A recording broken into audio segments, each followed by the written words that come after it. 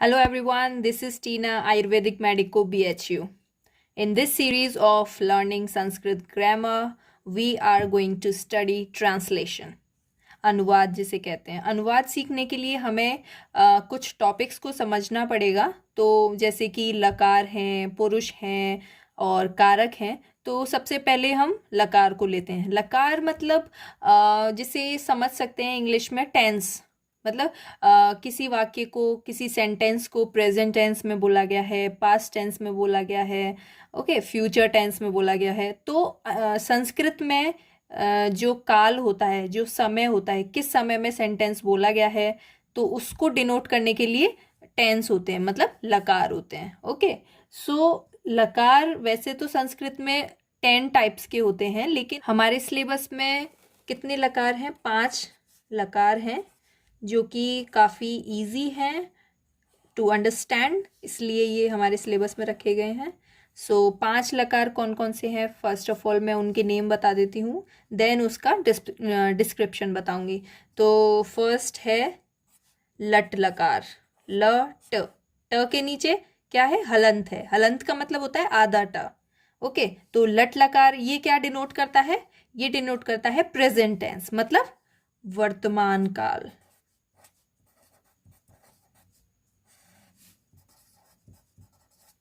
And then second है lung लकार। Lung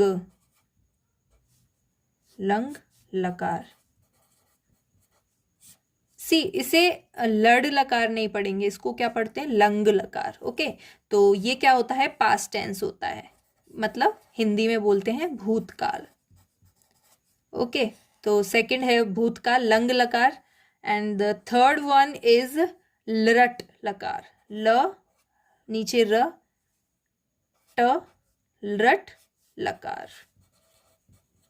लरट लकार का होता है फ्यूचर टेंस, मीन्स भविष्य काल को डिनोट करता है ये।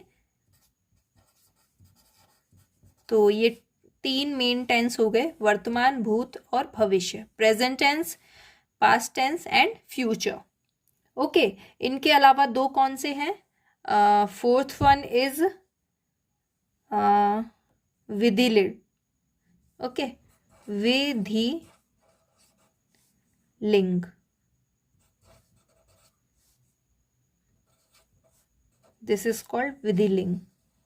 विधिलिंग क्या डिनोट करता है? या तो ये आज्ञा को डिनोट करता है, जैसे तुम पढ़ाई करो, तो हम किसी को आज्ञा दे रहे हैं, ऑर्डर दे रहे हैं, तो ये एक तो आज्ञा के अर्थ में होता है, एंड प्लस ये किसके अर्थ में होता है? चाहिए, मतलब तुम्हें पढ़ना चाहिए, हमें जाना चाहिए, तो ये चाहिए के अर्थ में होता है। Okay, so this is for चाहिए। And the last fifth one is लोट लकार।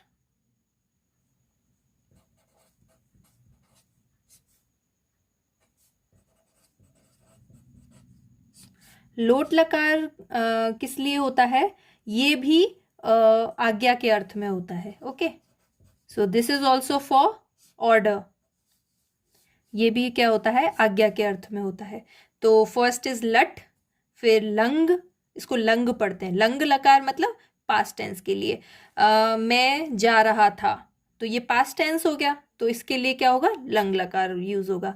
प्रेजेंट टेंस मतलब मैं पढ़ती हूँ, तो मतलब लट लकार, लट सिंपल है ये, तो ये प्रेजेंट में आ जाएगा। ओके, तो लर्निंग का क्या तरीका है? जैसे ये लंग है तो भूतकाल आ जाएगा, है ना। और लरट, इसको मतलब थोड़ी ट्रिक क्या है, जैसे फ्यूचर में पीछे र आता है, ओके, तो इसमें भी क्या आ रहा है? नीचे र आ रहा है, जस्ट फॉर रिमेम्बरिंग। तो इसको कैसे याद कर सकते हैं? लरट लकार। ओके, इसमें भी नीचे र आ रहा है, फ्यूचर र पीछे आ रहा है, and here also ra is coming downwards. Okay, so and the next one is विधिलिंग। विधि मतलब विधि होता है ना, कोई चीज, कोई प्रोसेस करने का तरीका, तो हमें करना चाहिए, तो उसको ऐसे याद कर सकते हैं, विधिलिंग चाहिए के अर्थ में होता है, और लोट लकार आज्ञा के अर्थ में होता है। ओके, तो this is the introduction about लकार। तो लेकिन अभी मैं लकार के डिस्क्रिप्शन में जाऊंगी, लेकिन उससे पहले हमें क्या आना चाहिए कि हमें पता होना चाहिए कि पुरुष और वचन क्या होते हैं, है ना। तो सबसे पहले फिर हम लेते हैं पुरुष। तो पुरुष होता है पर्सन।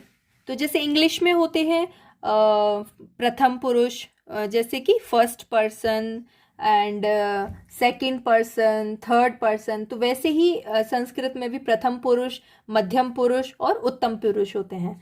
तो थर्ड पर्सन क्या होता है, तो इंग्लिश में जो थर्ड पर्सन होता है वो यहाँ पे प्रथम पुरुष होता है, ये ध्यान देने वाली बात है। तो थर्ड पर्सन क्या होता था, जैसे मतलब वे दोनों, वह, तो किसी और को डिनोट करता है, किसी नेम को डिनोट करता है, जैसे राम, सीता।